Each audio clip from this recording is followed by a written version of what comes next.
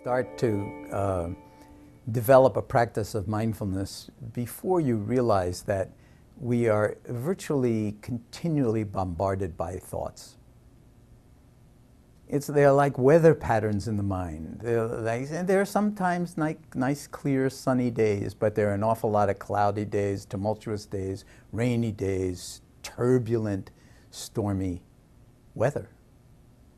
And again, the challenge is, how are we to be in relationship to all of that stuff that's driving our lives and our narrative of who I am?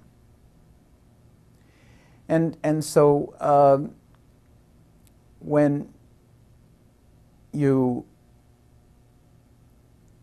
get in touch with what awareness really is, then the first thing you realize is that those thoughts are not me, and they're not mine. They're just like weather patterns. They're impersonal weather patterns in the mind. So then you can observe them like a scientist. Like, what is the nature of this thought? Where does it come from? I mean, and they come like bullets, fired out of a machine gun. They're very, very fast, so to speak. That's quite a militaristic image. But, another way is bubbles coming off the bottom of a pot of boiling water. If you've ever watched a pot of boiling water, say a glass pot, the bubbles tend to nucleate at the bottom. And then they go through the water and they go poof at the surface. So the thoughts are very similar, and that's where I use, and other people often use this term, the thoughts self-liberate. You don't have to get rid of them. People misunderstand meditation as, oh, I just sweep all my thoughts away and then I'm in this like nirvana. What you'll get by trying to sweep all your thoughts away is a headache at the most, because there's no way to sweep your thoughts away. They will get you every time.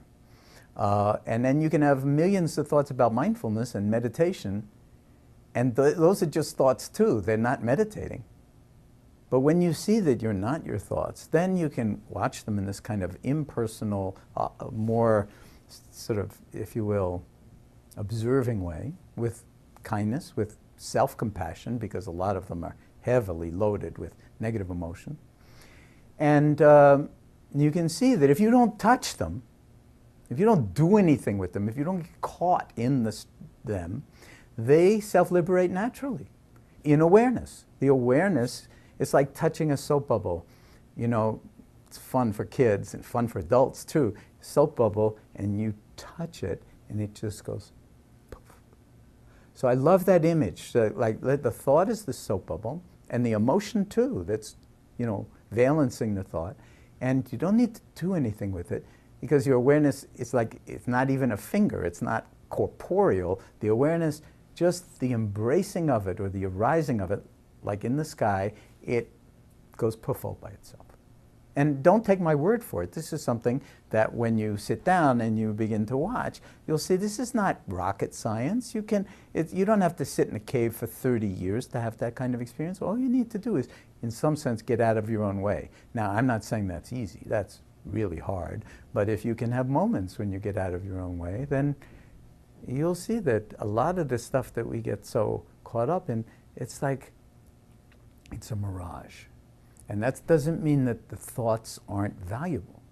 I mean, I think it was Einstein who said, if you have one or two really good thoughts in a lifetime, you're ahead of the curve. Paraphrasing. So most of our thoughts are actually kind of mundane or imprisoning, but thinking is a very, very, it drives imagination, it drives creativity.